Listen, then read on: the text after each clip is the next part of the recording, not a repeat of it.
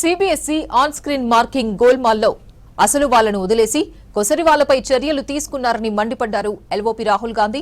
CBSE సంస్థ chairman Rahul Singh, కార్యదర్శి హిమాన్షు గుప్తాలపై వేటుతో కేంద్ర విద్యా మంత్రి ధర్మేంద్ర ప్రధాన్ తప్పించుకున్నారని ఆరోపించారు. సిబిఎస్ఈ చైర్మన్, కార్యదర్శిని బదిలీ చేశారని, ఒక్క సభ్యునితో విచారణ కమిటీ ఏర్పాటు చేశారని తప్పుపట్టారు Rahul Gandhi. CBSE on screen marking లో జరిగిన అవకతవకల విషయంలో అసలు దోషి కేంద్ర విద్యా మంత్రి ధర్మేంద్ర ప్రధాన్ మాత్రం చాలా సేఫ్ గా ఉన్నారని చెప్పారు రాహుల్. ఈ విషయంలో అధికారులను తొలగించి కేంద్ర మంత్రి ధర్మేంద్ర ప్రధాన్ ను మాత్రం వదిలేశారని మండిపడ్డారు. ఇది జవాబుదారీతనం కాదు, కప్పిపుచ్చుకునే ప్రయత్నమన్నారు. తాము మొదటి నుంచి డిమాండ్ చేస్తున్నట్లే కేంద్ర విద్యా మంత్రి ధర్మేంద్ర ప్రధాన్ ను పదవి నుంచి తొలగించాలని కోరారు. ఆన్ స్క్రీన్ మార్కింగ్ లో జరిగిన అవకతవకలపై ఇండిపెండెంట్ జ్యుడిషియరీ ఎంక్వైరీ జరపాలని డిమాండ్ చేశారు రాహుల్ గాంధీ.